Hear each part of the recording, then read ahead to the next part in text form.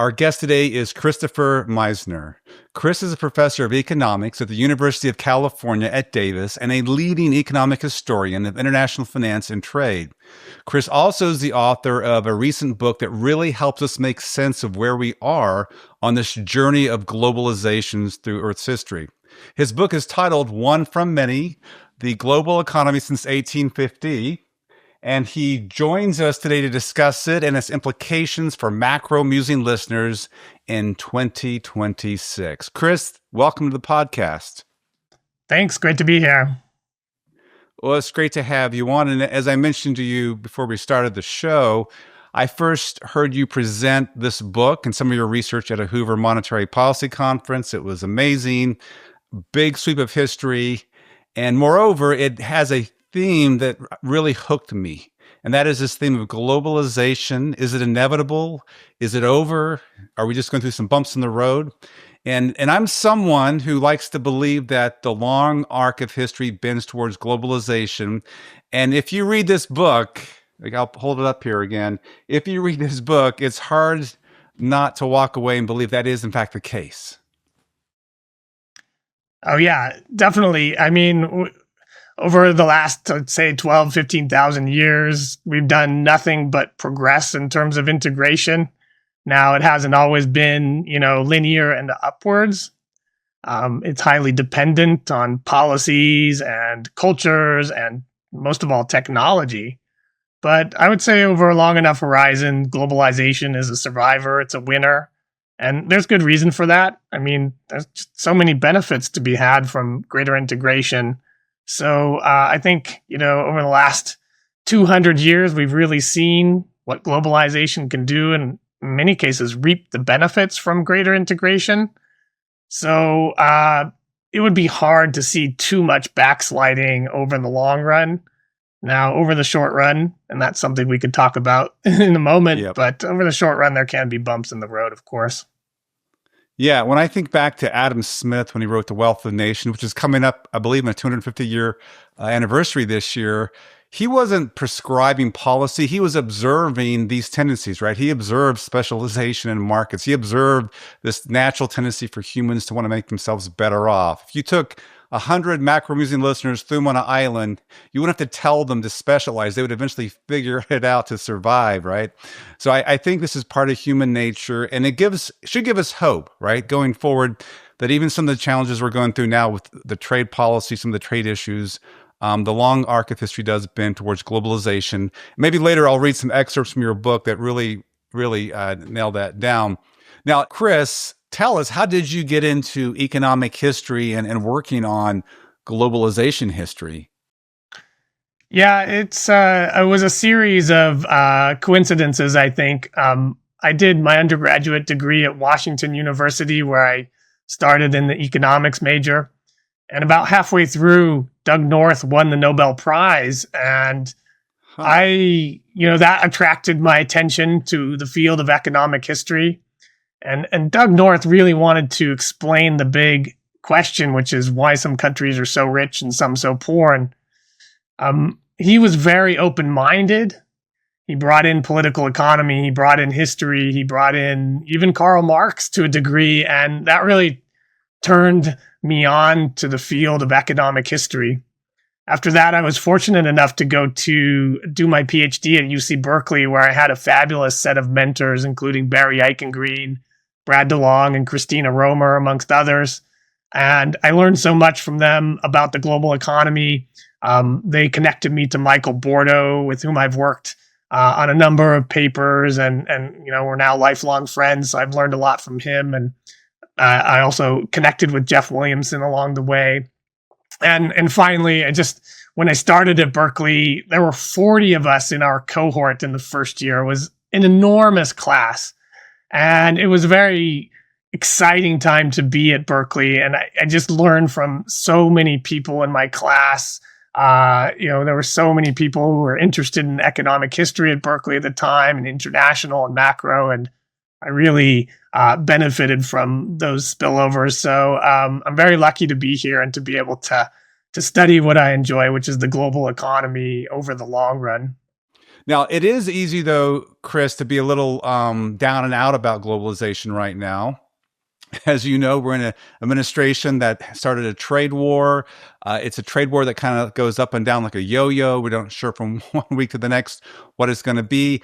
And I just want to highlight some of the articles, some of the commentary on this. So if we go back last year to Liberation Day in early April, right? And that was a big shock. These big numbers, stock market tanked, the treasury market tanked, and I think it was a treasury market that eventually encourage the president to dial back. But just to get a flavor of what some people are thinking, what I've been thinking and been worried about, here's an article by Ann Kruger, great trade economist. You probably know her. But she had an article last April, right after the Liberation Day. It was titled, "Trump's Tariff Chaos Could Reverse 80 Years of Economic Progress." Ooh, that's heavy, right? Here's another one. Now, this is a little bit more recent. This is actually earlier this year. This is a Washington Post article. So this come to the president. It says, "Trump is breaking the old global order. Allies brace for economic risk." So there's still this concern that, man, we're doing maybe some serious damage. And then one more article, there's in BBC, "How Tariff Disruptions Will Continue Reshaping the Global Economy in 2026. So there seems to be a lot of change afoot. Even if we point to things like Mark Carney's speech, he talked about it's time to break off from the U.S. and get this middle income country coalition. They're now talking with China. So there's reasons to worry. But your book, again, paints this picture that eventually it does bend back. And again, that's why I love it so much. So maybe we should step back and ask a very basic question. What is the global economy? Sure. This book is very much a product of my teaching here at UC Davis. And I inherited a class which was called Global Economic History. And the way it used to be taught was that you would survey the experience of a handful of leading countries and compare and contrast. And I thought when I inherited this class, it would be kind of time to change that up a little bit and study the global economy as an entity unto itself. There's a lot of reasons for that. It does get a little boring to study, the nth country and in each experience in detail.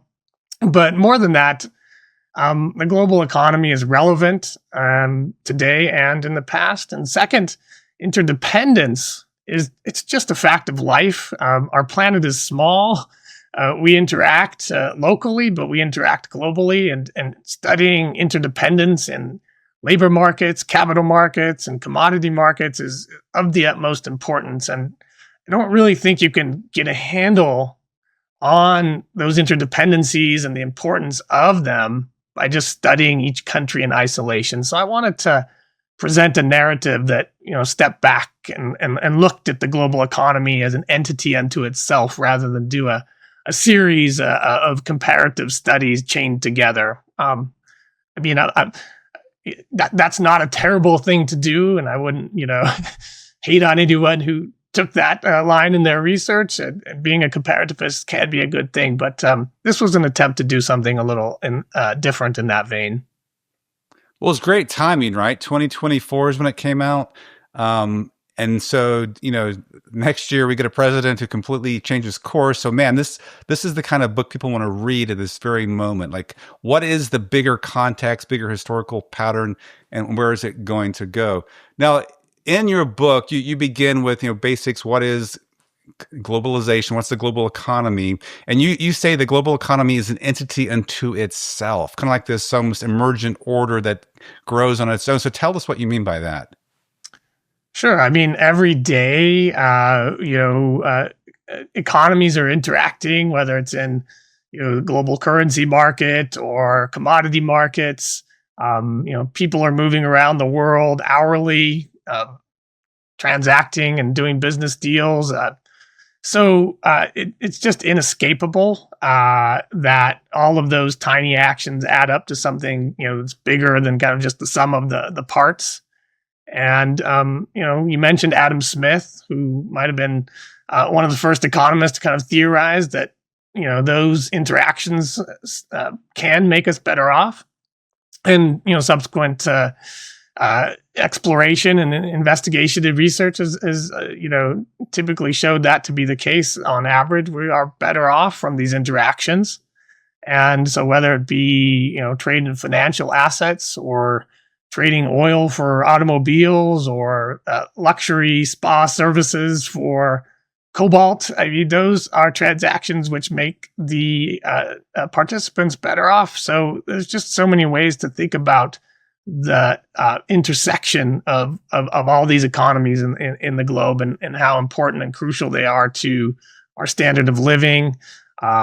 And how the long run trajectory of each and every economy out there, just as these interdependencies reverberate back into these local economies. I think it's really important to think about those. Do you see any changes in this pattern? Has it become different because of digital services, or is it just the same pattern, just a different application?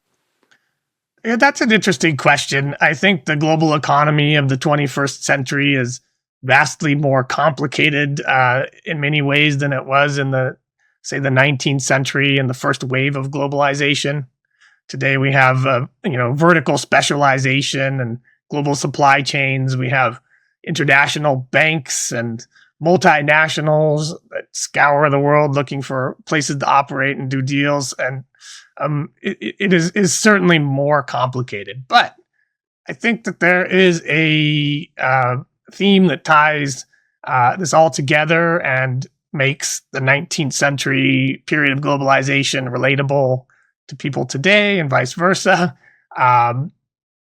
Trade and integration stands as a method by which we could make ourselves better off. It is inherently something we want to do, as you mentioned, as humans.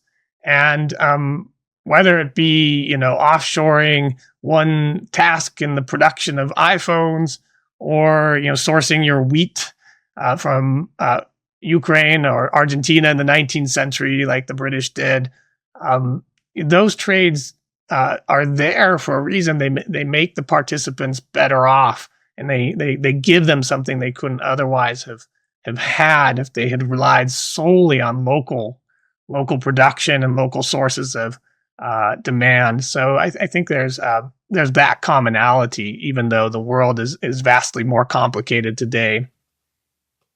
Yeah. So one of the themes you develop in your book is who wins, who loses from globalization. Even as a whole, we might benefit. Clearly, there's some people who fall behind.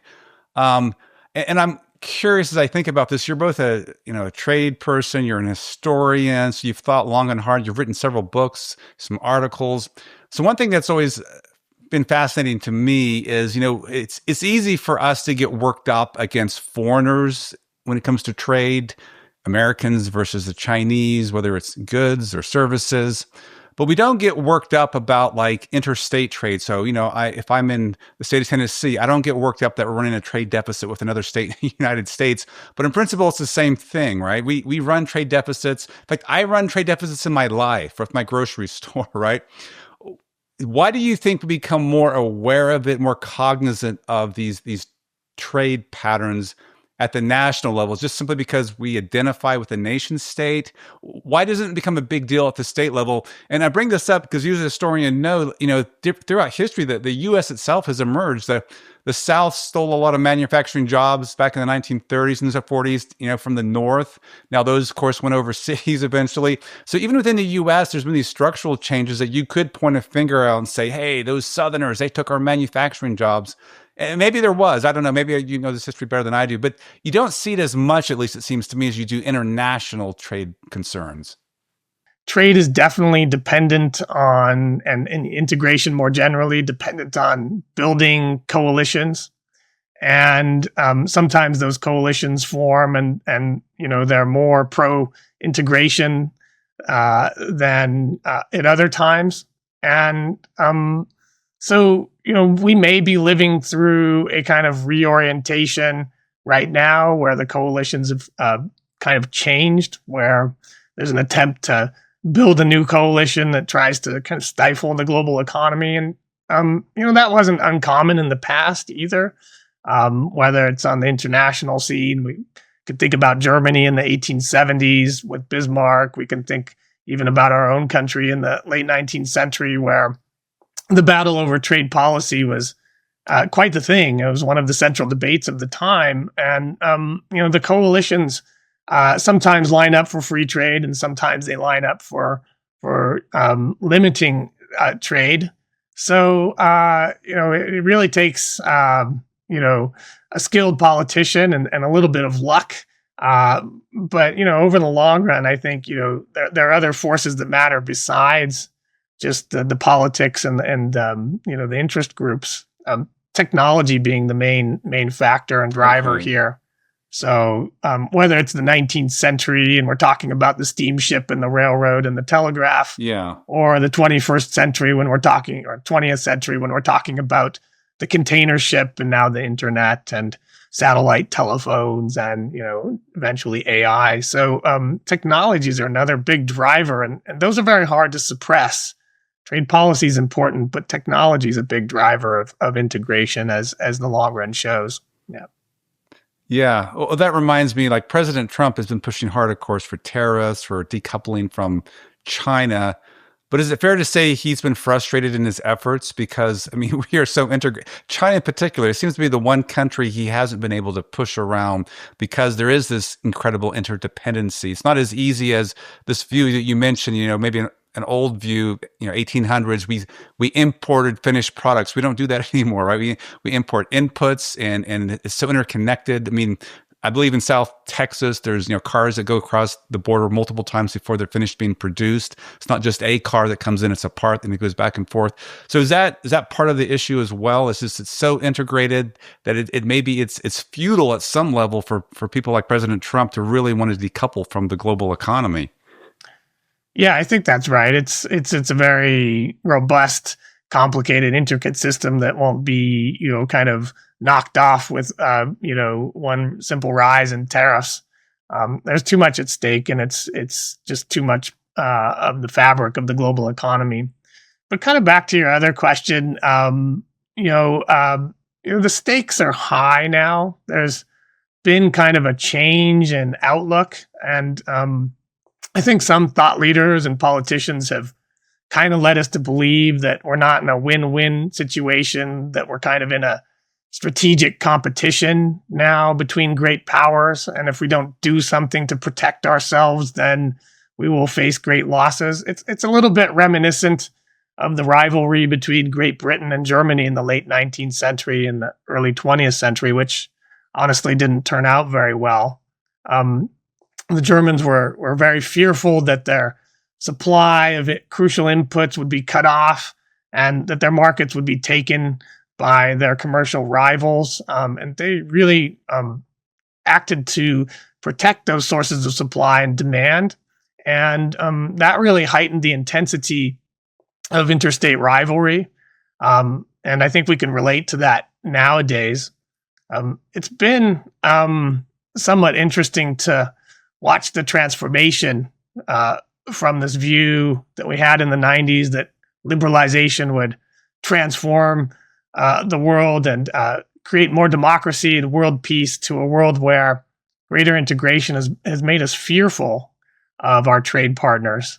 And whether that's a real shift in the economic fundamentals or something we kind of just have in our head as a kind of collective paranoia, it is hard to say. There's no doubt that we want to protect our national security, but whether we have to go so far as to, slap, 20-30% tariffs on the entire world to do that, I don't think that's quite right. And it could itself lead to further disintegration and mistrust. So it's an interesting moment to live through in light of history. Yeah, for sure. Now, we want to get into your book because you go through these periods of globalizations, but you mentioned the present. So let me just temporarily jump ahead to this period we're in the past few decades, and ask a question I was going to ask later. And that is, do you think if we had not had the great financial crisis, then maybe some of this rhetoric, this us versus them, this zero-sum thinking would be less, if not minimized?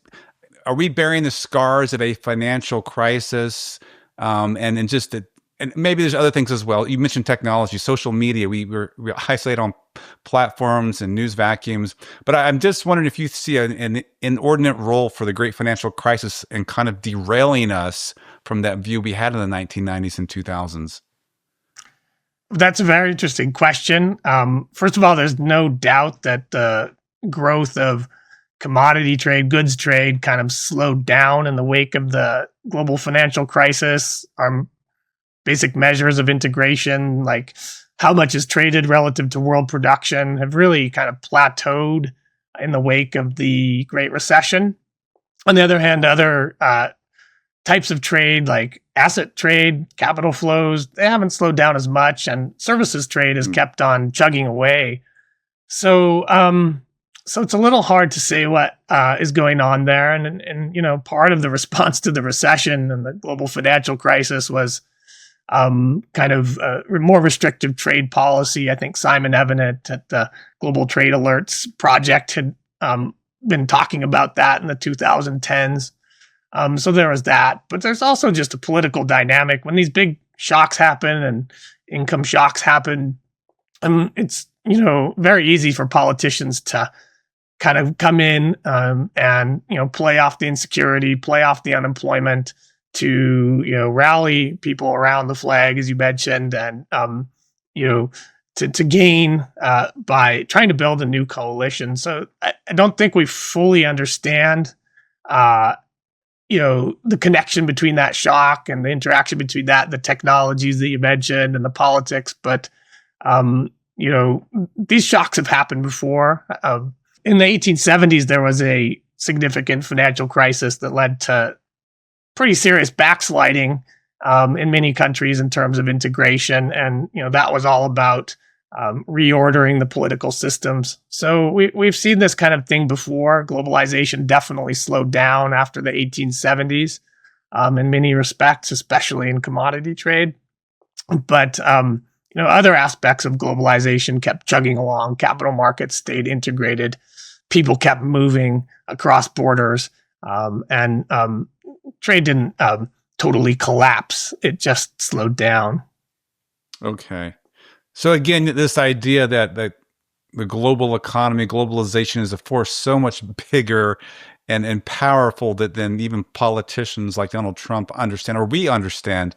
And even if there is an increase in zero-sum thinking, it's running up against a force that may be far more powerful than it.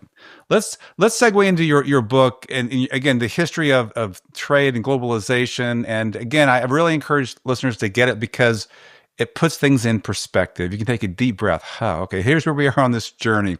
Now, you talk about some ancient history, but you really kind of start with this first great wave of globalization, and it starts in several places. 1820 is it 1820 or 1850 when you would start it? Well, I think some of the technologies that are going to push the first wave of globalization come around the 1820s and 30s, but by 1850 we're in full swing. Okay, so the first wave is, let's say, 1820 till 1914 or World War I. So tell us about that period. What triggered it, and what did we learn from it? Yeah, it's the first wave of globalization that basically ushers in a new level of prosperity for really the many countries, not all, but many countries. And how did it do that? What were its sources? Well, first of all, we had major technological changes. I've mentioned them earlier. The steamship, the railroad, the telegraph. And we had a real change in orientation in the 1840s and 1850s. There was a move toward lower tariffs and trade barriers. So the repeal of the Corn Laws in 1846 was a landmark event. The Cobden-Chevalier Treaty of 1860 and subsequent spread and diffusion of such free trade treaties, at least in Europe. Those types of factors were the prime drivers of this first wave of globalization, which really kicked into high gear in the 1850s and 60s. And so other things mattered. Empire, shared monetary policy regimes, international financial system got integrated through London. But the real drivers were these big technological changes that, shortened distances and eased communication costs. What role did this shared monetary systems you talked about? So I'm thinking in particular of the classical gold standard, and that really doesn't kick in till 1870, right? 1870 to 1914. Was that an important part of the story, or just kind of like, icing on top of the cake in terms of spurring forward this wave of globalization? Well, the emergence of the gold standard is an interesting story. I've looked at it in my PhD. My job market paper was about the diffusion of the gold standard as a regime. Mark Flandreau's done very interesting work on the topic.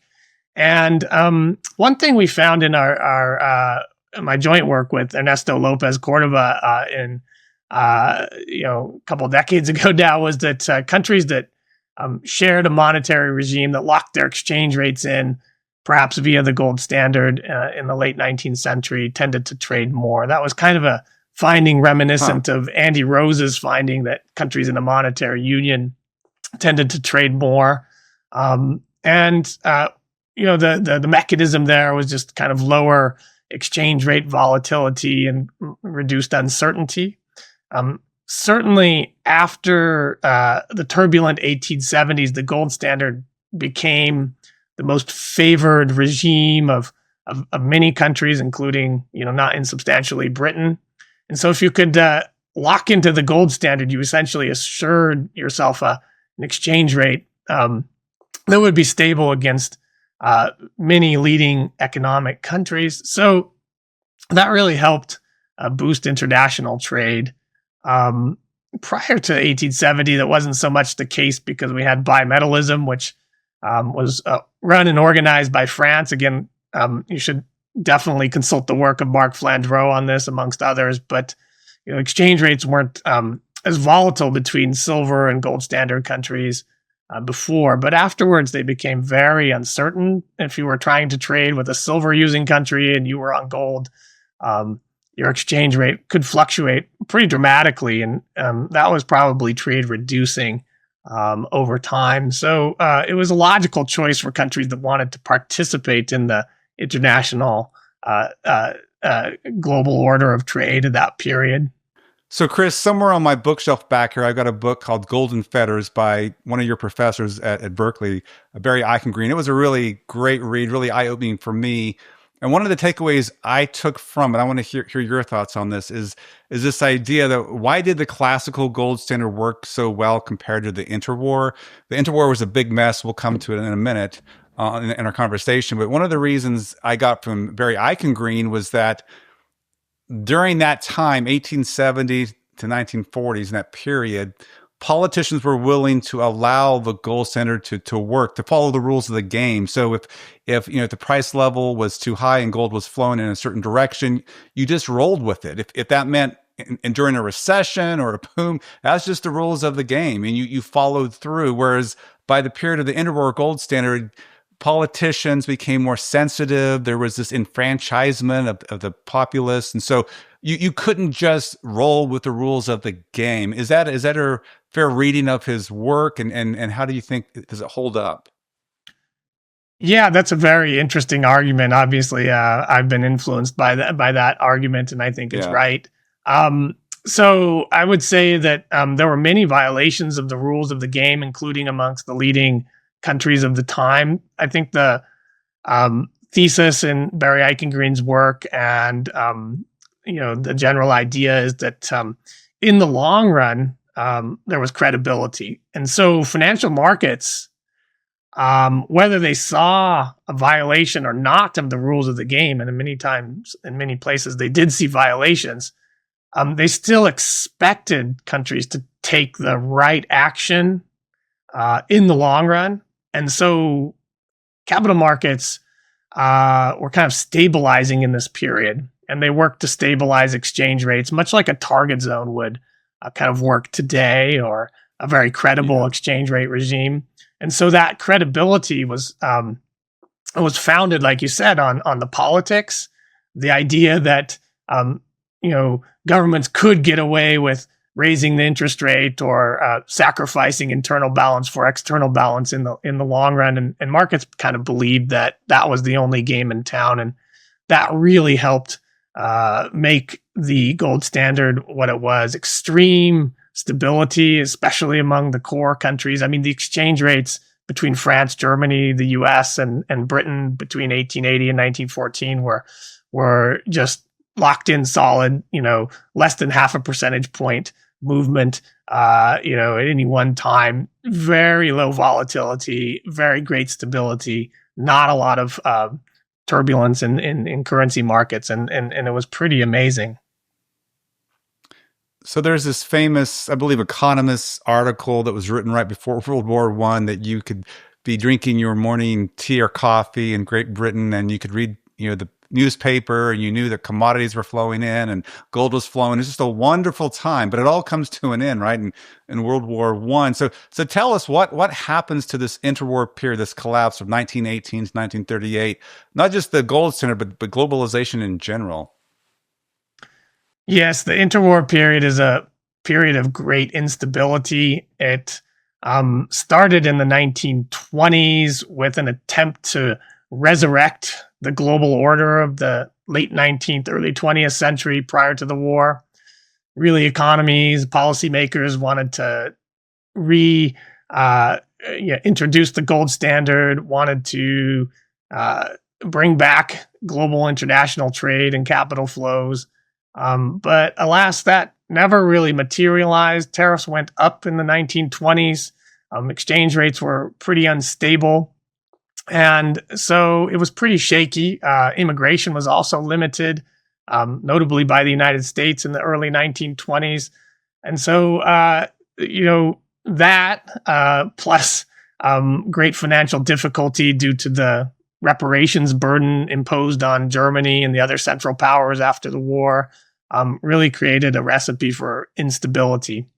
Now, by the late 1920s, things had gotten a little more stable. The gold standard had come back. Winston Churchill in 1925 brought Great Britain back onto the gold standard at the old parity.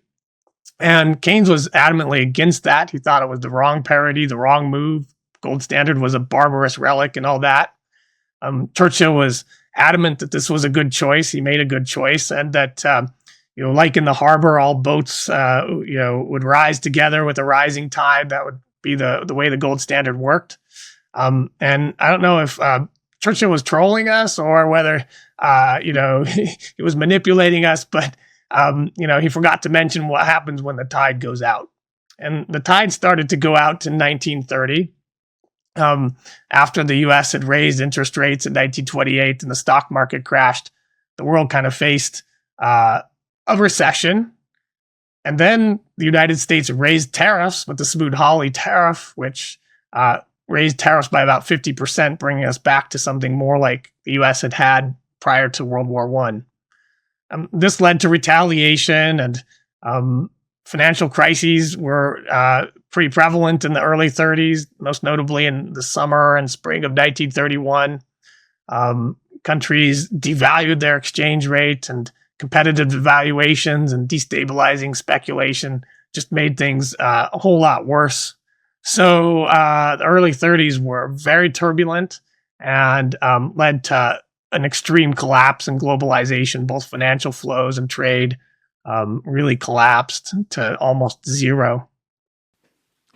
Okay, so let's do a counterfactual history. Let's go back to the earlier 20s. And again, this is after World War I. So obviously trade collapses during World War I, but they're trying to resurrect it, as you mentioned. So let's say the UK goes back on the gold standard at a more reasonable exchange rate. It recognizes all the inflation and money creation during this period. So number one, it returns at a more reasonable exchange rate to gold, the pound to gold exchange rate.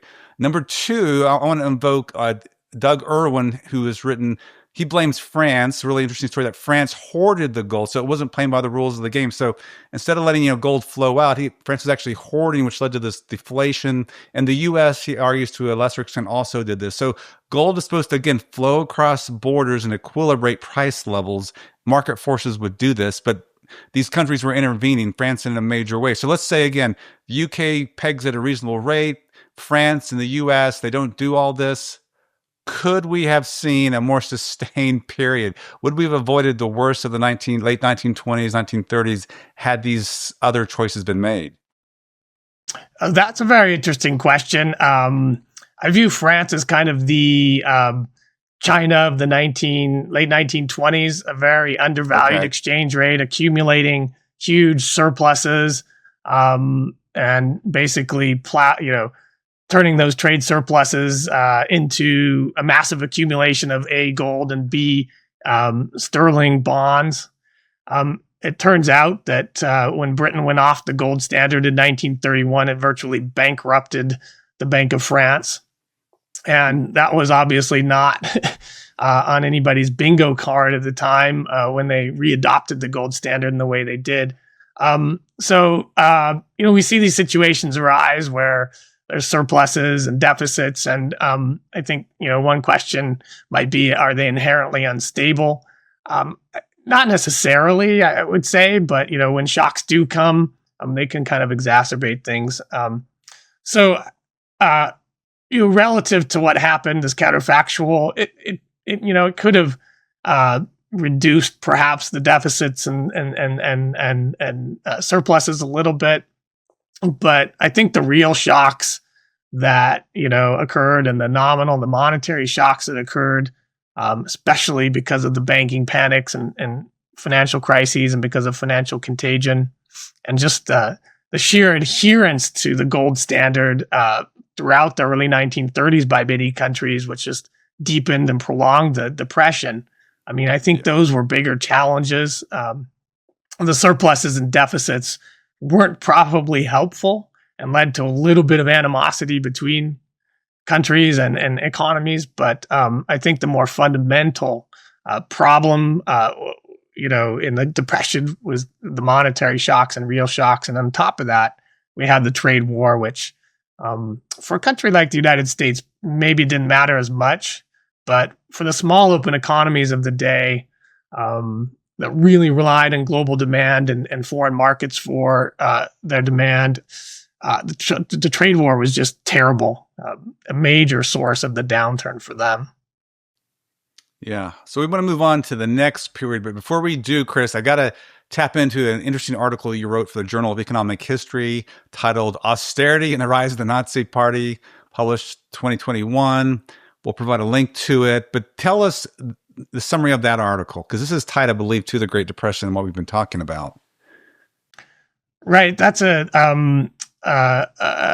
very troubling episode in history, a case of austerity. We looked at the case of Germany. In the early 1930s, the German government kind of fell apart. There was a lack of decisiveness. It was very hard to get anything done. And the chancellor at the time, Heinrich Brüning, was basically running the country between 1930 and 32 by executive order. And he felt it important to cut spending and raise taxes to balance the budget. And these fiscal policies, I don't think they helped revive the economy. Although, at the time, the Keynesian approach to stimulus wasn't quite how we think about it today. They didn't help revive the economy. They didn't do any favors for the economy, but they also just really upset people. I think some of these tax rises were quite regressive. They hit the lower tax brackets harder. Civil servants' pay was docked numerous times. And all of that added up to a lot of political dissatisfaction. And unfortunately, it seems to be the case that the districts and states that were most hit by Brüning's austerity tended to increase their vote share for the National Socialists, the Nazi Party, more. And so it's a troubling episode that connects austerity to the rise of fascism. And it's astounding to me that no one had studied this before econometrically the way we did it. I think it was on people's minds that the recession and the depression were terrible for reactionary parties like the Nazis. But really linking the austerity at the micro level to these vote shares was kind of an eye opener and kind of a warning sign that austerity could kind of backfire in many cases. So you got to be careful there. So just to be clear, there's been other work that's been done showing the Great Depression, and particularly stories tied to this international gold standard, gave rise to the Nazis. But you're saying on top of that, or amplifying that, was this austerity, and it's closely tied to the regions that voted more heavily for the Nazis. Sure, we're not saying that it's the only cause for the rise of the Nazi Party. Yeah. There were many things going on. But what we have is a sizable effect. The districts that faced harsher cuts in spending and bigger rises in taxes tended to increase their vote share for the Nazi Party faster. In the crucial elections of 1930 and 1932, when the Nazi vote share went from something like 5 to 8%, something well under 10%, not even a threat early on, to something like 38, 42%, enabling Hitler to make a coalition and to eventually seize power. So it's not the only thing that's going on, for sure. The recession's playing a role. International reparations, the hyperinflation left its scars. Many factors, unemployment, but and even the media environment, where kind of reminiscent of today, things became more polarized. But austerity certainly didn't help, and marginally maybe made a difference in many places. We do want to move on, but since you raised it, the hyperinflation, that's from the early 1920s. And I want to bring this up because it's striking to me, and I've talked to other people on the podcast, but you've studied this. I want to get your take on it. It's striking to me that how many Germans and even people outside Germany still look at the hyperinflation as the cause of the rise of the Nazis. Now, you mentioned it left a scar, so maybe it had some role. But have you observed this idea that we got to avoid hyperinflation, otherwise we're going to get something like a fascist state like the Nazis, as opposed to the important role the Depression played? It seems to be a kind of a misweighting of what really drove the story there. And one, have you seen this? And two, how do you explain it? Right. So it's a little hard to say. I think people have tried to connect the hyperinflation, which occurred between 1921 and 1924, to the rise of the Nazi Party and the electoral system in the early 30s. But it's a little bit of a stretch. It's about a decade later, right? And it's not right having an immediate causal effect. If it happened, if it occurred, it's through some memory. But again, I would say that the local deflationary process, the trade policies, the burden of reparations, and even the austerities we've been talking about, probably played a bigger role. They were more immediately on the minds of German voters at the time. So I think the connection between the hyperinflation and the rise of the Nazi Party is pretty tenuous as far as I've seen. All right. Well, let's go to the next part of the story of globalization. So it's post-World War II. We have the Bretton Woods. We have IMF and GATT that comes out of it. I was fortunate enough recently to go to New Hampshire and visit that Bretton Woods Hotel, and you get to see the room where these different dignitaries, famous people stayed, Keynes and the Henry Dexter White, I believe. And it was really fascinating to go there. But let's talk about that. How did that post-World War II Bretton Woods arrangement kind of set in place what happens up until, let's go through the 70s. It sets in mind a Bretton Woods arrangement that really shapes what we look back at now. Yeah, the Bretton Woods arrangement came out of the planning done by FDR and Winston Churchill. It was an attempt to remedy some of the problems of the 1930s, namely destabilizing speculation and the idea that debtors should bear the burden of adjustment when there were these imbalances, kind of things we've been talking about. And so they set this system up. It was a dollar-based system. Countries pegged their currencies to the dollar, and other things happened. Capital was controlled, so there were strict limits on movements of international capital that controlled this destabilizing speculation. And countries were able to adjust their exchange rate peg and maybe even tap the IMF in cases of extreme imbalance. Now, two things. It didn't work very well in practice for the smaller countries. There were many currency crises in the period, readjustments of the exchange rate parity as these imbalances built up. That was the only way countries could get out of it.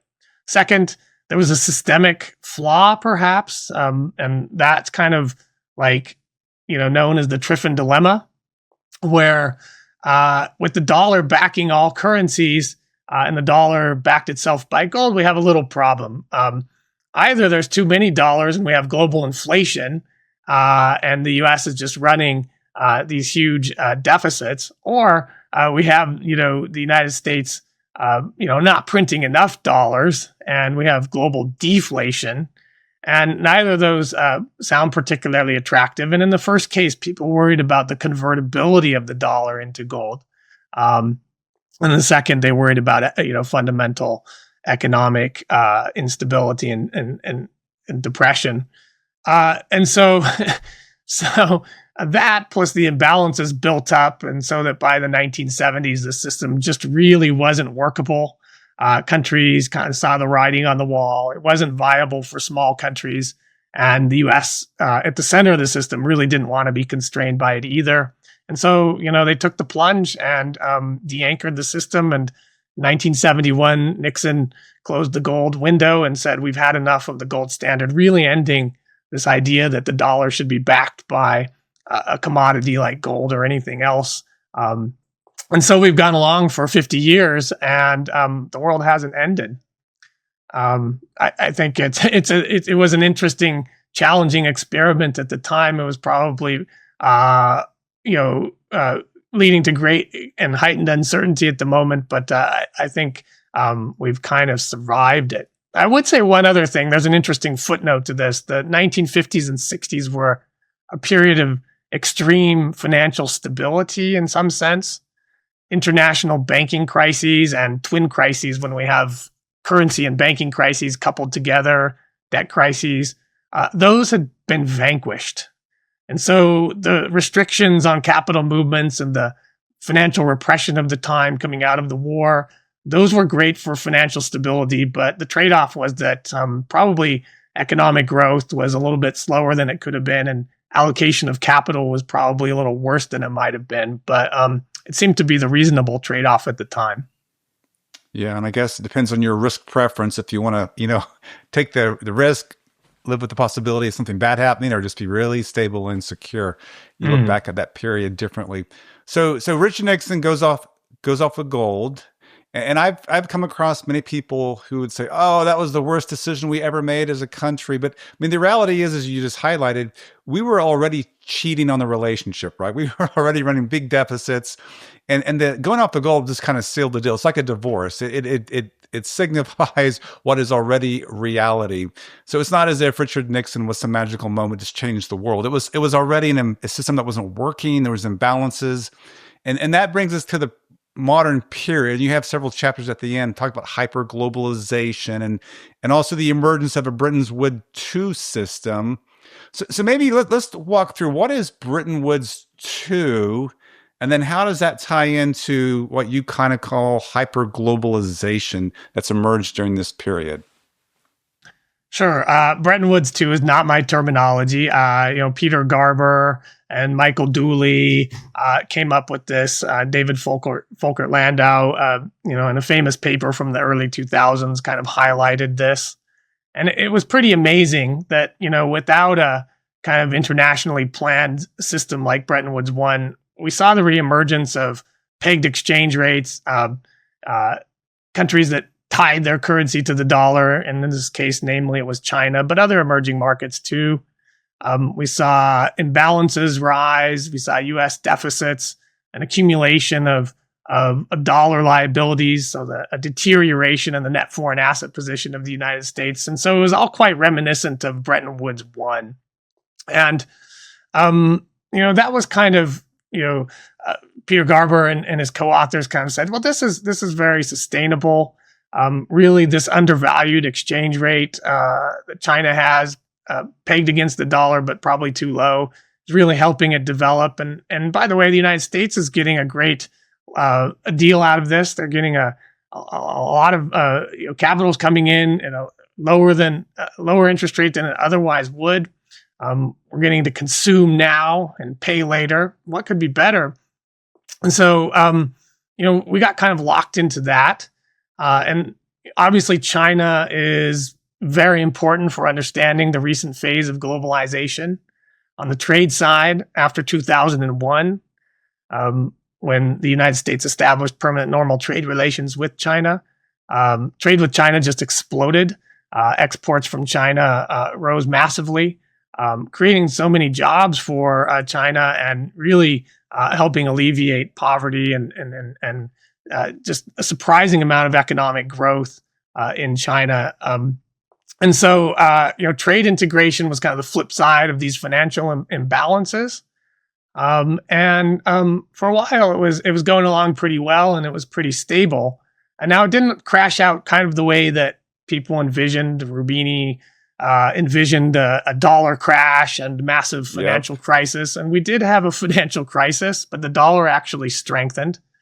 And, we didn't swing back to surplus, but our deficit did shrink for quite some years. And, kind of faded out.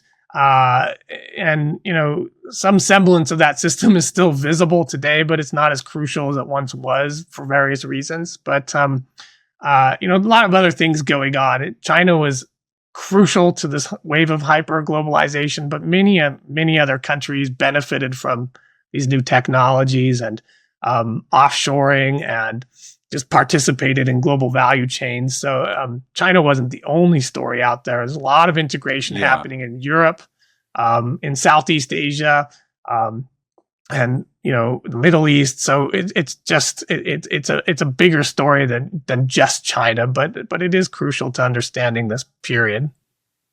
Yeah, it was China, definitely a big part of the story, but so was technology, right? The internet, cargo ships. There's a lot of things happening all at once that in my mind would have led to a similar outcome no matter how you rearrange the pieces. And by that I mean, at some point, China was going to re-enter the world economy, and it's like you could maybe time it differently. You could think about it maybe being more careful or thoughtful. But when I hear all these conversations, it's us against China. To me, this is an inevitable adjustment that had to take place. Moreover, I look at all the humanity that's been elevated, not just China itself, but just in Asia. A billion people lifted out of poverty. That to me again goes back to this big theme of globalization. It's a beautiful thing. Now again, there are some people who do get left behind and crushed by it, and some who get ahead. In the aggregate, we're better off. So that leads me to this question I've been dying to ask you, and this is: where do we stand on the consensus of the China shock? This famous paper that came out that attributed a whole lot of job losses in the U.S. to China entering the WTO, the early 2000s, disruptions. Because I've seen a lot of pushback against that article since then, that there's a number of things they may have misinterpreted. So maybe summarize the article and then where the literature now stands on how to properly think about this development. Yeah, indeed, it's been an influential article. So this paper by Gordon Hanson and David Otter kind of showed that places that were more exposed to Chinese import competition seemed to have higher job losses in the late 90s and early 2000s. And I think their bottom line was that about 25% of the job losses in manufacturing in the United States could be attributed to increased integration and trade with China. Now, there's been a lot of pushback, as you've mentioned. If you run some sensitivity tests and do some other fancy econometric work, you find maybe those results aren't quite as statistically significant as they thought. But let's go bigger picture a little bit and think about how trade works. It turns out, right, that trade theory always predicted that certain sectors could lose out. Trade is not necessarily a Pareto gain, especially internally. Internationally, it might be win-win, but internally, there's always some adjustment that has to take place. And what the studies have shown is that, while we may have lost some number of jobs to Chinese import competition and global import competition more generally, we've gained a lot of jobs in other sectors. And so there's been this period of transition, and we've gained a lot of jobs because of trade. And we've also, gotten access to cheaper consumer products and inputs that have made our companies more productive and globally competitive. So the Otterdoor and Hansen kind of view of the China shock and the China syndrome kind of leaves out the other side of the equation, the gains that were reaped because of globalization. And I think that, it's important to remember those issues when we talk about this. Yeah, I had on the podcast a while back Scott Lincecum from Cato, and he's real big in this space. And he tells the story about, there's certain parts of America that did recover just great from the China shock. They were hit hard even before China. And he gave the example of Greenville and Spartanburg, these two cities in South Carolina. They used to be textile centers, massive textile centers. And they were losing even before China hit the scene, but China really decimated them. Well, now they're big power exporters. They have like a lot of FDI came in, I believe BMW, Michelin, and they're actually exporting a lot to the rest of the world. So they're able to turn themselves around. And so in my mind, when I think to the extent trade does harm particular parts of the country, the question shouldn't be about trade. It should be more about, well, why can't these regions adjust? Now, I want to be very clear. There'll be some people who never adjust. So maybe some older person who never can learn a new skill or adjust to the new industry. But some of them do, these industries. And in my view, I mean, what I see is something that's been a problem that has harmed some of these parts of the country is, housing, not able to move to a part of the country where there are jobs. So some of the shock absorbers we want to be there aren't there. I mean, how do you view that? Why did some parts of the countries maybe harm more than others when there is trade like this? Absolutely. I mean, I think it's important to recognize that trade and integration is this great tool and technology, if you will, to elevate, economies and our standard of living. But, if we misuse the tool or don't, put the proper safeguards in, or put in a safety net, we can end up getting hurt a little bit. Like if you used a power saw and didn't have your safety goggles on, well, you could get a little shrapnel in your eye, or if you weren't wearing personal protective equipment, you could face some danger. And I think that this narrative of the failures of globalization is not so much a narrative about trade per se and integration per se. I think it is a story about the failure of our political system and our willingness to implement these guardrails and the safety net that really worked for people. That's what it should be there for. And certain places have done better, like you mentioned. They've been more dynamic. They've brought in experts. They've used their human capital to rebuild and reorient and be flexible. But not every place could do that. And I think, it's worthwhile stepping in to share some of those gains from trade with the interests and the members of society that haven't gained as much. I think that would be, of utmost importance. And I think that the data internationally, or even, within the country, really shows that the countries that have done best and places that have done best from globalization have enhanced the safety net and been as flexible as they could be to reorient themselves. And I think we need to learn how to do that better. And that way we can really harness these gains from globalization and not suffer too much of the downside. Yeah, for sure. We want humanity to thrive, and we got to build in the shock absorbers, the tools, the ability to handle the creative destruction that it brings along the way. So I want to again circle back to my thesis that you kind of confirmed in this book is, and that is a long arc of history bends towards more integration, more globalization. Although there's bumps on the road, and maybe these detours take time. We talked about the interwar detour that lasted quite a while. But overall, I mean, I love the way your book ends. We're going in a direction, more integration, ultimately better improvement for humanity. But let's dial back a little bit from that big picture view to where we are today.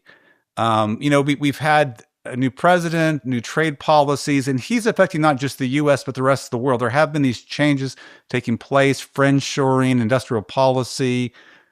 How serious are they? I mean, is it a small bump in the road? Is it an actual detour? We're taking another county road to get back on the highway farther down the road. I mean, how should we think about this? Because I mean, it is true.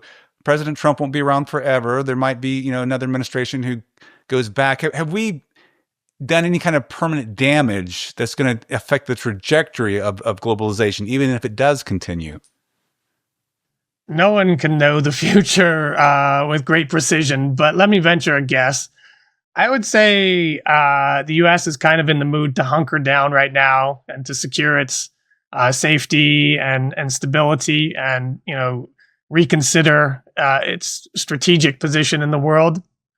And I think that seems to be the coalition right now. And if we have to pay for it through higher tariffs, that seems to be the voice of the day, the way things are going now. The United States is one economy of many, kind of echoing the theme from my book. And if we look at the rest of the world, I don't think that the global economy is seen as that much of a threat. Certainly within Europe, the European Union remains large and important, and integration there, notwithstanding the Brexit issue, is kind of going along as it's gone in the last 30 years.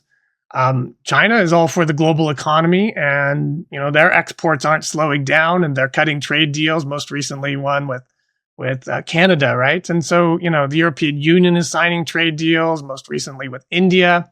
The whole world out there has not given up on the global economy. One of the major players, the hegemon, if you will, the linchpin of the international system after World War II, has kind of gone into retreat. Do we need it to maintain global trade? I would say not necessarily. I think, like Mark Carney says, yeah, it might be time for the other countries to get together and work without us. We're just one country out of 200 and some in this world. Our share of global output is terminally in decline. We're becoming a smaller part of the world. So I think there's great hope for the global economy, even if the United States doesn't want to play ball. The other thing I would say, and kind of coming back to technology, we are, as you know, in a moment of great technological change. And here I'm thinking of artificial intelligence, AGI, and that. This technology is going to transform not only our own economy, but the global economy in many ways. We have yet to see how it's going to kind of play out, but I am sure that it's going to have great effects, and probably all the positive for integration, as many technologies that have come before it have. So we shall see, but I have a more optimistic outlook for the global economy than maybe many other people would have right now. Well, I love that optimistic outlook, and I think you're absolutely right. There's these forces that are innate to humanity that will move forward. Moreover, it's the U.S. that's hibernating, but the rest of the world is still moving forward with trade, as you mentioned. And then moreover, technology, all of these waves of globalization that you've mentioned were all really underscored and supported by technology and innovations. And so this has got to be something new that's also going to push forward. So listeners and watchers of the video, if you want to get more on this, be sure to check out Chris's book. It is titled One from Many, The Global Economy Since 1850. Chris, thank you so much for joining the podcast. Thanks so much. Great to have done it.